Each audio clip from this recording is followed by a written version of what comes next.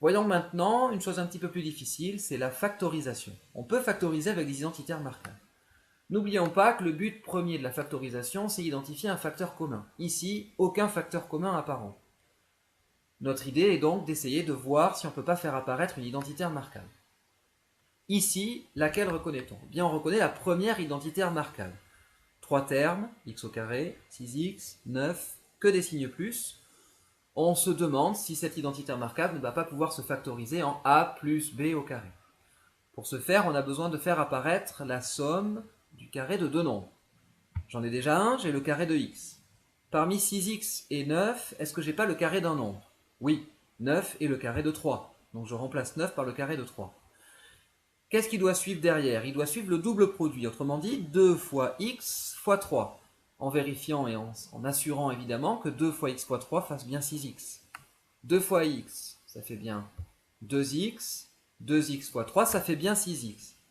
On reconnaît donc a carré plus b carré plus 2 fois a fois b avec a égale x et b égale 3. Autrement dit, ça se factorise en x plus 3 au carré. Vous pouvez vérifier en redéveloppant x plus 3 au carré qu'on obtient bien x carré plus 6x plus 9. Si on veut maintenant factoriser x au carré moins 16x plus 64, on reconnaît là, en apparence seulement pour l'instant, la deuxième identité remarquable, a carré moins 2ab plus b carré. Il faut la faire apparaître. J'ai donc le carré de x et je dois faire apparaître le carré d'un autre nombre. 16x, ce n'est pas le carré d'un nombre. Ah, 64, oui, c'est le carré de 8, plus 8 au carré. Et je dois maintenant avoir le double produit, autrement dit 2 fois x fois 8. Est-ce que 2 fois x fois 8 est bien égal à 16x? La réponse est oui, 2 fois 8, 16. 16 fois x, on obtient bien 16x. J'ai donc la deuxième identité remarquable, a carré plus b carré moins 2 fois a fois b, qui se factorise en a moins b au carré, autrement dit en x moins 8 au carré. Troisième identité remarquable, x au carré moins 9. Là, il est évident que c'est la troisième parce qu'on a une différence de deux termes. À nous de faire apparaître la différence de deux carrés. X au carré, on l'a déjà, c'est parfait. Heureusement, 9 est le carré de 3. Donc j'obtiens x au carré moins 3 au carré. J'ai bien une identité remarquable de la forme a carré moins b carré qui se factorise en a moins b facteur de a plus b.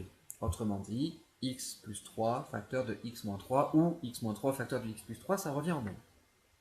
Enfin, dernier exemple, 4y au carré moins 25. Là encore, on a la dernière identité remarquable. Encore faut-il faire apparaître le carré d'un nombre moins le carré d'un autre nombre. On remarque que 4, c'est le carré de 2. Donc 4y au carré, je peux le réécrire 2 au carré, y carré. Et 25, c'est le carré de 5. Donc je peux l'écrire 5 au carré. 2 carré, y carré, c'est finalement le carré du produit 2y. Donc c'est bien égal à 2y au carré moins 5 au carré. J'ai à nouveau fait apparaître la différence de 2 carrés, a carré moins b carré, avec a égale 2y et b égale 5. Je peux donc factoriser en 2y plus 5, facteur de 2y moins 5.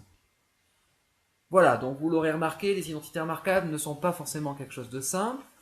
Autant pour le développement, on peut, en apprenant par cœur les identités remarquables, ou en redéveloppant grâce à la double distributivité les retrouver, autant quand il s'agit de factoriser, c'est tout de suite un petit peu plus compliqué.